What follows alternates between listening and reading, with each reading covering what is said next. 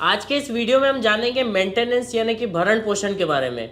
भरण पोषण क्या होता है, भरण पोषण कौन किससे क्लेम कर सकता है, क्या अमाउंट भरण पोषण की राशि में क्लेम कर सकते हैं, और अगर ऑर्डर होने के बाद भी भरण पोषण की राशि नहीं दी जाती है तो आप उसमें क्या कर सकते हैं। Hey everyone, I am advocate Shubham. हमारे चैनल सलाह ले लो पर आपका स्वागत है। अगर आपने अभी तक हमारा चैनल सब्सक्राइब नहीं किया तो जल्दी से कर लें। भरण पोषण एक तरह की आर्थिक सहायता होती है जो एक पक्षकार दूसरे पक्षकार को भरण पोषण के लिए, गुजारे भत्ते के लिए या खर्चे के लिए, सुख सुविधा के लिए देता है। भरण पोषण एक तरह का वैधानिक अधिकार है। अगर कोई व्यक्ति खुद को पालन पोषण करने में असमर्थ है तो वह सामने वाले व्यक्ति से क्लेम कर सकता है। जनरली भरण पोषण को दो प्रकार से, दो टाइप से डिवाइड किया गया है, स्थायी और अस्थायी, टेम्पररी और परमानेंट। परमानेंट भरण पोषण की राशि वो होती है जो कोर्ट डिसाइड कर देती है कि आपको, सामने वाले पक्षकार को, ये अमाउंट की राशि एज ए भरण पोषण देना है, मंथली या परमानेंट एक मुश्त देना है, वो डिसाइडेड हो जाती है। टेम्पररी या अस्थायी भरण पोषण राशि वो होती है जो इंटरिम ऑर्डर के मार्फत कोर्ट आपको मंथली एक्सपेंसेस के तौर पे अलाउ करती है एक मेंटेनेंस का अमाउंट, और अगर कोर्ट को उचित लगता है तो कोर्ट मेंटेनेंस अमाउंट के साथ साथ, भरण पोषण की राशि के साथ साथ लीगल एक्सपेंसेस की राशि भी आपको अलाउ कर सकती है। अब आते हैं हमारे अगले सवाल पर कि मेंटेनेंस कौन किससे क्लेम कर सकता है। तो सबसे पहली चीज जो ज्यादातर लोग क्लेम करते हैं या ज्यादातर क्लेम केसेस मेंटेनेंस के चलते हैं, पहला है पत्नी अपने पति से मेंटेनेंस क्लेम कर सकती है। सेकंडली, ओल्ड एज पेरेंट्स जो खुद का भरण पोषण करने में असमर्थ है, वे अपने बेटे से मेंटेनेंस क्लेम कर सकते हैं। थर्डली, नाबालिग बच्चे जो खुद को भरण पोषण करने में ऑब्वियस सी बात है असमर्थ होते हैं, वे अपने पेरेंट्स से, अपने फादर से मेंटेनेंस क्लेम कर सकते हैं। हस्बैंड अपनी वाइफ से भी मेंटेनेंस क्लेम कर सकता है, या फिर विधवा बहू अपने ससुर से भी मेंटेनेंस क्लेम कर सकती है। और अभी हाल ही में कुछ जजमेंट्स आए थे जिसमें लिव इन में रहने वाले लड़की भी अपने बॉयफ्रेंड से मेंटेनेंस क्लेम कर सकती है। मान लीजिए गर्लफ्रेंड बॉयफ्रेंड कई सालों से साथ में रहते हो और अगर वो शादी नहीं करते हैं तो भी लड़की उस लड़के से मेंटेनेंस क्लेम कर सकती है, और उस लड़के की प्रॉपर्टी में बच्चे को भी राइट्स मिल सकते हैं। अब हम जानेंगे कि मेंटेनेंस लेने के लिए क्या प्रक्रिया फॉलो करनी पड़ती है, क्या लीगल प्रोसीजर, क्या कानूनी कार्रवाई करनी पड़ती है। अलग अलग कानून में भरण पोषण को लेकर अलग अलग प्रोविजंस, अलग अलग प्रावधान दिए गए हैं। कई धर्मों के अपने अपने कानून के अनुसार भरण पोषण दिया जाता है।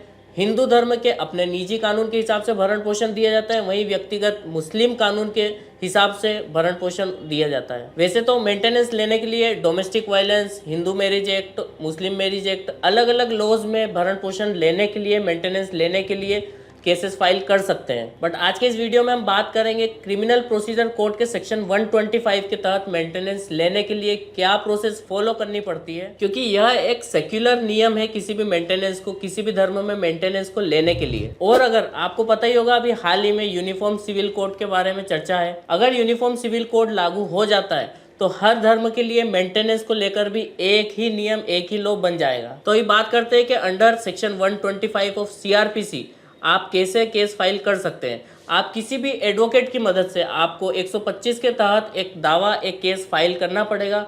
जहां पर फैमिली कोर्ट स्टेब्लिश हो चुकी है तो फैमिली कोर्ट में ये केस फाइल होगा। मेंटेनेंस केस में सबसे एसेंशियल डॉक्यूमेंट होते हैं इनकम प्रूफ। सामने वाले व्यक्ति की इनकम आपको कोर्ट के सामने स्टेब्लिश करनी पड़ेगी कि वो व्यक्ति इतना कमाता है और आप स्वयं का भरण पोषण करने में असमर्थ है। और केस फाइल करने के साथ आप एक इंटरिम एप्लीकेशन भी लगा सकते हैं ताकि केस की पेंडेंसी के दौरान भी आपको मेंटेनेंस मिल सकता है। अब अगला सवाल आता है कि मेंटेनेंस अमाउंट कितना क्लेम कर सकते हैं और कोर्ट कितना अमाउंट दिलवा सकती है। तो ये कोई स्पेसिफिक डिसाइडेड नहीं है कि यही अमाउंट मेंटेनेंस का दिया जा सकता है। It depends on the income of the party.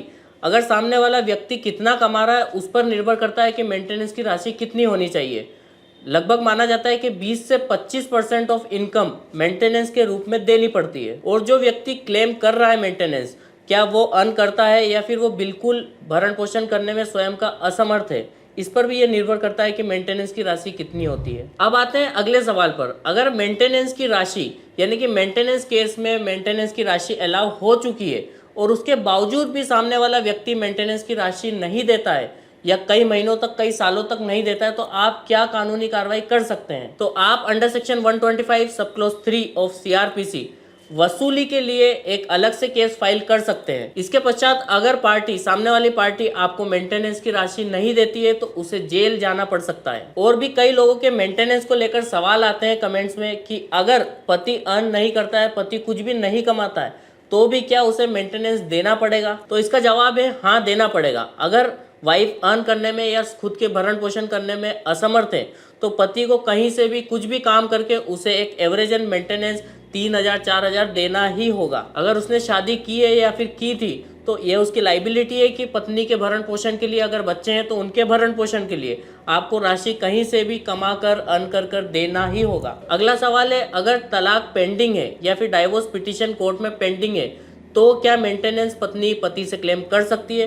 तो हाँ, during the pendency of divorce पत्नी पति से मेंटेनेंस क्लेम कर सकती है। उसके लिए अलग से उसे 125 के तहत केस फाइल करना पड़ेगा, या फिर अगर उनकी म्यूचुअल कंसेंट से आउट ऑफ द कोर्ट ही पति अगर पत्नी को मेंटेनेंस देना चाहता है तो दे सकता है। अगला सवाल है, अगर पत्नी भी कमाती है या फिर ग्रेजुएट है और अच्छी नौकरी करती है तो भी क्या वे पति से मेंटेनेंस क्लेम कर सकती है या फिर क्या पति को मेंटेनेंस देना पड़ेगा? इसे एग्जाम्पल से समझते हैं। मान लीजिए किसी पति की सैलरी या इनकम 2 लाख रुपए महीना है और तलाक होने के बाद या जुडिशियल सेपरेशन के बाद पत्नी खुद का भरण पोषण करने के लिए अगर कहीं नौकरी करती है और 10 से 15 हज़ार रुपये महीना कमाती है तो भी वे पति से मेंटेनेंस क्लेम कर सकती है, क्योंकि 2 लाख रुपए महीने में जो लाइफ स्टाइल वो पहले जीती थी वो 10-15 हज़ार रुपये में नहीं जी सकती। इस वजह से वो मेंटेनेंस क्लेम कर सकती है, क्योंकि कानून के अनुसार मेंटेनेंस की राशि पति की लाइफ स्टाइल, पति की इनकम पर डिपेंड करती है। इस पर उसका कोई फर्क नहीं पड़ता है कि शादी से पहले पत्नी किस लाइफ स्टाइल से या लोअर मिडिल क्लास से जीती थी। अगला सवाल है, क्या सेकंड वाइफ भी मेंटेनेंस क्लेम कर सकती है? तो इसका जवाब है नहीं, क्योंकि अकॉर्डिंग टू हिंदू लॉ पहली पत्नी के जीवित रहते अगर कोई व्यक्ति दूसरी शादी करता है तो वह एक तरह से अवैधानिक हुई और इस कारण से सेकंड वाइफ मेंटेनेंस क्लेम नहीं कर सकती है। अगला सवाल आता है, क्या डाइवोर्सी या फिर डाइवोर्स होने के बाद पत्नी पति से क्लेम कर सकती है मेंटेनेंस के लिए? तो इसका जवाब है हाँ, अगर उसकी दूसरी शादी नहीं हुई है देन वो पति से मेंटेनेंस क्लेम करने का अधिकार रखती है। अगला सवाल आता है कि मेंटेनेंस की राशि कब से मिलना शुरू होती है या फिर कब से मिल सकती है? तो it depends on the order of the court. अगर कोर्ट चाहे तो आपको डाइवोर्स के पश्चात या मेंटेनेंस जिस दिन आप क्लेम करते हैं उस दिन से भी ऑर्डर कर सकते हैं, या फिर जिस दिन कोर्ट ऑर्डर करती है उस डेट से भी आपको मेंटेनेंस की राशि मिल सकती है। एक सवाल यह भी है कि मेंटेनेंस के लिए केस कहाँ पर फाइल किया जा सकता है? तो मेंटेनेंस के लिए आप सामने वाला व्यक्ति जहाँ पर रहता है वहाँ केस फाइल कर सकते हैं, या फिर जहाँ पर वाइफ रहती है, या फिर दोनों जहाँ पर साथ में रहते थे कहीं पर भी इस जगह में से आप केस फाइल कर सकते हैं। इसके अतिरिक्त अगर मेंटेनेंस या भरण पोषण से लेकर आपका और कोई सवाल है तो आप कमेंट बॉक्स में पूछ सकते हैं। और इसी तरह के लीगल वीडियोस के लिए हमारे चैनल को सब्सक्राइब करें और वीडियो को शेयर करें।